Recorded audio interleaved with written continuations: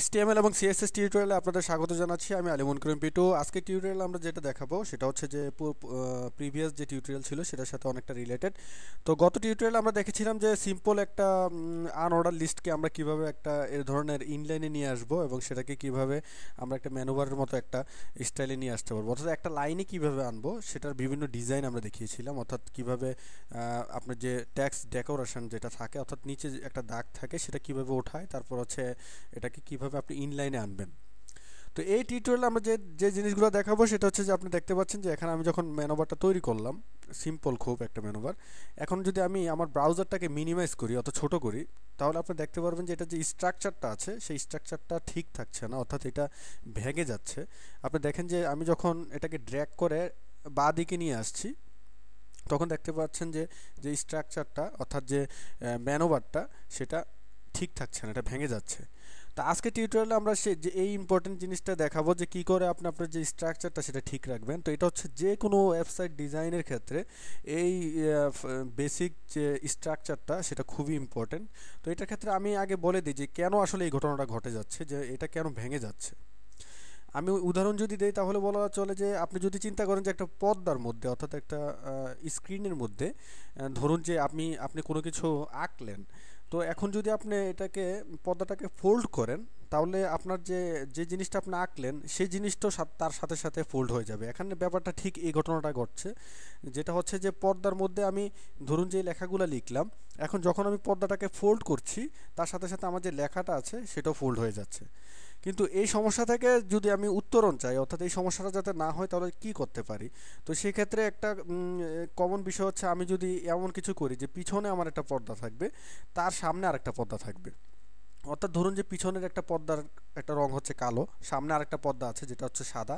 সাদা পর্দাটার মধ্যে ধরুন যে আমি কাজ করলাম, অর্থাৎ পিছনে আমি ব্যাকগ্রাউন্ডটা দেখাচ্ছি যে আমার পিছনে একটা পর্দা আছে। এখন যদি আমি সেই পর্দাটা পিছনের পর্দাটা ফোল্ড করি, আমার সামনের পর্দাটাতে যে ডিজাইনটা করলাম তার কিন্তু কোনো পরিবর্তন আসবে না। অর্থাৎ পিছনে জাস্ট আমি ফোল্ড করব, কিন্তু আমার সামনে যে পর্দাটা আছে সেটার মধ্যে আমার মেইন ডিজাইনটা থাকবে। এই এখনও ব্যাপারটা ঠিক এরকম। তো সেটা আমি দেখাই যে এখন আমরা যদি পিছনে একটা ধরুন যে পর্দা দিয়ে দিচ্ছি, ব্যাপারটা হচ্ছে এরকম, যখন ফোল্ড করব তখন পিছনের পর্দাটা ফোল্ড হবে। তো এই জিনিসটা আমরা কিভাবে করব?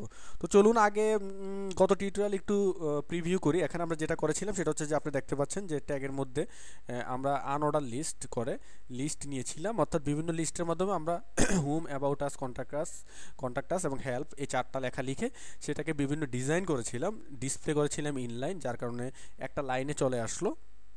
তারপর দেখিয়েছিলাম যে ট্যাক্স ডেকোরেশন নান, অর্থাৎ নিচে একটা দাগ থাকে, সেই দাগটা চলে গেল হচ্ছে ট্যাক্স ডেকোরেশনের ফলে।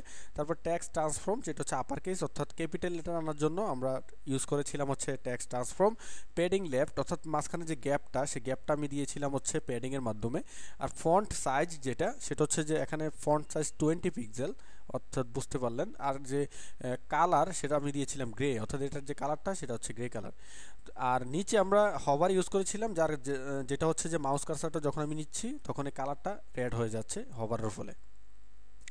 তো আজকে যে কাজটা করব সেটা হচ্ছে যে এই ফোল্ড করার সাথে সাথে এটার যে স্ট্রাকচারটা সেটা ঠিক থাকবে। তো সেটা করার জন্য আমরা বলেছিলাম যে পিছনে একটা পর্দার মতো একটা দিব। তো সেটা করার জন্য আমরা যেটা করব সেটা হচ্ছে আরেকটা ডিপ দিব, জাস্ট আর কিছু না। তো এখানে আমি উপর আরেকটা ডিপ দিলাম, একটা ডিপ দিয়ে আমি সেটার নাম দিলাম হচ্ছে একটা ক্লাস দিয়ে, সেটার নাম দিলাম হচ্ছে পেজ র্যাপ, ঠিক অনেকটা এরকম। তো সেটা ডিপটা আমি শেষ করব ঠিক এখানে, ওই ডিপটার ঠিক নিচে আমি এই ডিপটা শেষ করে দিলাম। তো দেখতে পেলেন যে এখানে যে পেজ র্যাপ, এটার মাঝখানে, অর্থাৎ এটা হচ্ছে মেইন পর্দাটা, আমার পিছনের পর্দাটা, এটার উপর আমি ধরুন যে এই পর্দাটা, অর্থাৎ এখানে আমি কাজ করলাম আর পিছনে একটা পর্দা, আমি এখন ফোল্ড করব হচ্ছে পেজ র্যাপটাকে।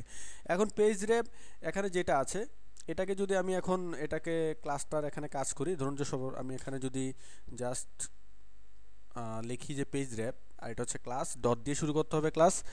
এখন যদি আমি এখানে জাস্ট সেকেন্ড ব্র্যাকেট দিয়ে এখানে আমি পেজ র্যাপটা আমার কতটুকু হবে, পর্দার সাইজটা আমি যদি উল্লেখ করে দিই, যেন ওয়াইড দিলাম, ডিটিএস ওয়াইড, যেটা হচ্ছে আমার পর্দার সাইজটা আমি উল্লেখ করে দিচ্ছি। এখানে আমি দিলাম যে ধরুন যে 950 পিক্সেল দিলাম, যেটা হচ্ছে আমার হচ্ছে ওয়াইডটা। আর যেটা হাইট সেটা সাধারণত অটো দিলাম, মানে হচ্ছে অটোমেটিক্যালি সেটা করে নিবে। তো সেটা দিলাম। এখন যদি আমি দেখি আমি প্রিভিউ এটা সেভ করলাম। সেভ করার পরে এখন যদি আমি আবার আমার ব্রাউজারে যে এটাকে রিলোড করি, রিলোড করার পর এখন যদি আমি এটাকে আবার আমার যে ব্রাউজারটা আছে সেটা ফোল্ড করার পর ড্র্যাগ করার সাথে সাথে আপনারা দেখতে পাচ্ছেন যে যে স্ট্রাকচারটা ছিল সেটা আর ভেঙে যাচ্ছে না, অর্থাৎ মেনুবারের স্ট্রাকচার ভেঙে যাচ্ছে না। That's good. তো এখন যেটা করব আমরা সেটা হচ্ছে আপনারা দেখতে পেলেন যে কিভাবে আমি যে মেইন স্ট্রাকচারটা সেটা করব। এটা যে কোনো ডিজাইনের ক্ষেত্রে এই স্ট্রাকচারটা আপনার ফলো করতে হবে। তো এই স্ট্রাকচারটা ফলো করে আপনার যে কন্টেন্টগুলো আছে, অর্থাৎ পেজের যে কন্টেন্টগুলো আছে সেগুলো ঠিক রাখতে হবে। এখন আমরা যেটা করব সেটা হচ্ছে যে এটার একটা সিম্পল একটা ডিজাইন দেওয়া যাক, চলুন। তো আমরা এখন যেটা করব সে এটার পিছনে একটা কালার দিব, অর্থাৎ পিছনে একটা কালার দিতে চাচ্ছি যেটার উপরে হচ্ছে এই লেখাগুলো থাকবো। তো চলুন শুরু করা যাক। তো সেটা দেওয়ার জন্য এখানে অলরেডি আগে আমরা দেখতে পাচ্ছেন যে এখানে একটা লিস্ট নামে একটা ক্লাস আগে লেখা ছিল। সে লিস্ট যে ক্লাসটা ছিল এটার মধ্যে আমরা একটা কালার দিব, ব্যাকগ্রাউন্ড কালার। তো আমরা দিলাম হচ্ছে ডট লিস্ট, দিলাম হচ্ছে ব্যাকগ্রাউন্ড। তো ব্যাকগ্রাউন্ড আমি একটা কালার দিতে যাচ্ছি, আপাতত দিলাম হচ্ছে গ্রিন। তারপর যদি আমি রিলোড করি দেখতে পাচ্ছেন যে পিছনে একটা কালার সেটা গ্রিন, কিন্তু এখানে দেখতে পাচ্ছেন যে এটা পাশে একটু বেশি চলে গেল, এখানে একটু কম। তো সেটা আমি ঠিক করার জন্য, অর্থাৎ এটা কিন্তু 950 পিক্সেলের উপরে আসলো, তো সেটা ঠিক করার জন্য আমি একটা মার্জিন দিব। মার্জিনটা দিয়ে লেফটে একটা মার্জিন দিব, মার্জিন এটা দিব হচ্ছে লেফটে, কারণ হচ্ছে লেফটে আমার বেশি আছে, লেফটের থেকে একটু আমি যেটা করতে চাচ্ছি কন্টেন্টটাকে কালারটাকে একটু ডান দিকে নিয়ে যাচ্ছি, ডান দিকে নিয়ে যেতে চাচ্ছি, কারণ এখানে ক্যাপটা একটু বেশি আর এখানে একটু কম। তো সেটা আমি লেফট মার্জিন লেফট দিয়ে আমি দিলাম হচ্ছে 30 পিক্সেল। এখন যদি আমি এটাকে আবার রিলোড করি দেখতে পাচ্ছেন যে এটা মাঝখানে মোটামুটি চলে আসলো। তারপরে যে কাজটা করতে চাচ্ছি যে পিছনে যেটা যে কালারটা আছে সেই কালারটাকে একটু বড় করতে চাচ্ছি। তো সেটা করার জন্য আমি জাস্ট লিখলাম যে হাইট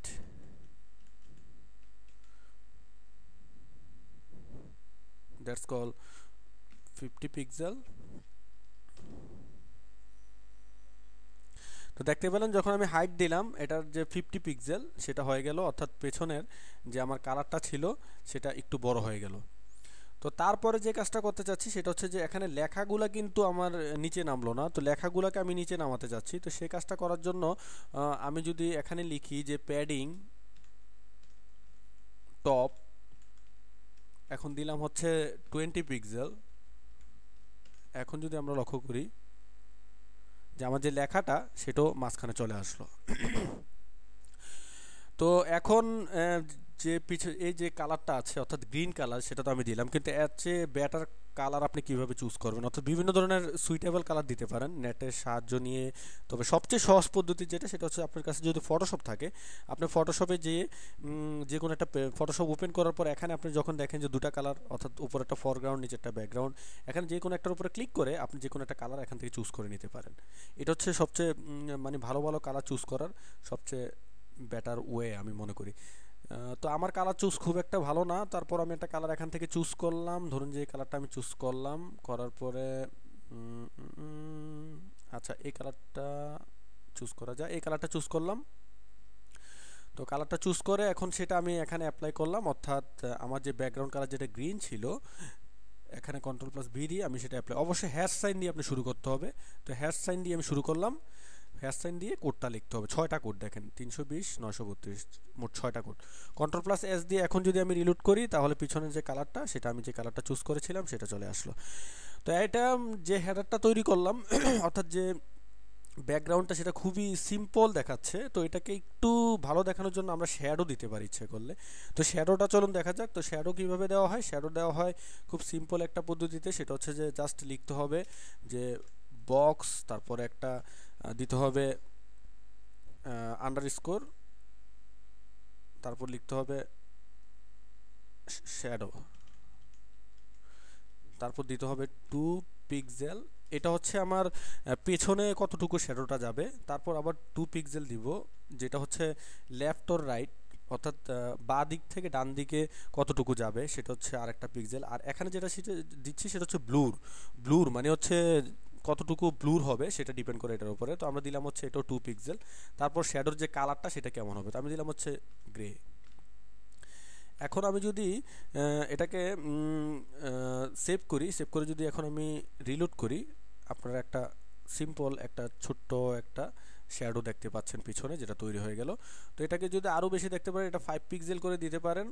5 পিক্সেল, এটা দিলাম হচ্ছে 5 পিক্সেল, আর এটা দিলাম হচ্ছে আমি 4 পিক্সেল ব্লুর করলাম। এখন যদি আমি রিলোড করি, আপনারা যে শ্যাডোটা আছে সেটা স্পষ্ট দেখতে পাচ্ছেন। তো এখানে যে কালারটা, অর্থাৎ হুম, about us, contact us, help, এখানের এই কালারটা হোয়াইট হলে আমার মনে হয় যে ভালো হয়। তো সেটা আমরা হভারের যে কালারটা আছে সেটা আমরা হোয়াইট দিব। তো হোয়াইটের যে কালার কোডটা সেটা হচ্ছে হ্যাশ 6টা এফ, 6টা এফ দিলাম। এখন কন্ট্রোল+S দিয়ে সেভ করার পর এখন যদি রিলোড করি, এখন যদি এটার উপরে নিয়ে আপনারা দেখতে পাচ্ছেন যে কালারটা সেটা চেঞ্জ হয়ে গেল। তো আশা করি এইভাবে আপনারা আরও সুন্দর সুন্দর ম্যানোভার তৈরি করতে পারেন। তবে এটা খুবই সিম্পল একটা ম্যানোভার।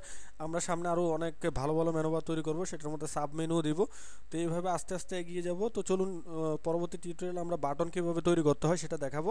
তো পরবর্তী টিউটোরিয়াল দেখার আমন্ত্রণ জানাচ্ছি। তো এই টিউটোরিয়াল থেকে যেটা শিক্ষণীয় সেটা হচ্ছে যে বেসিক স্ট্রাকচারটা কীভাবে দিবেন, অর্থাৎ বেসিক যে স্ট্রাকচারটা দরকার লাগে সেটা কীভাবে দিবেন। আর সেকেন্ড হচ্ছে যে যে কালার চুজটা, আর পিছনের যে ম্যানোভারের যে পিছনের যে কালারটা সেটা কীভাবে আনবেন, আর হভারে ইউজটা, সেটা গত টিউটোরিয়াল দেখলেন। এই টিউটোরিয়াল আরও আশা করি যে পরিষ্কার হলেন। আর একটা ইম্পর্টেন্ট যেটা এই টিউটোরিয়ালে দেখলাম সেটা হচ্ছে শ্যাডোটা কীভাবে দেয়। শ্যাডো কীভাবে দেয় সেটা হচ্ছে প্রপার্টিসটা দেখতে পাচ্ছেন যে বক্স শ্যাডো 5 পিক্সেল 5 পিক্সেল, এই দুটো হচ্ছে শ্যাডোর রেডিয়াসটা, আর এটা হচ্ছে যে কতটুকু ব্লুর হবে, আর এটা হচ্ছে শ্যাডোর যে কালারটা। তো পরবর্তী টিউটোরিয়াল দেখার আমন্ত্রণ জানাচ্ছি।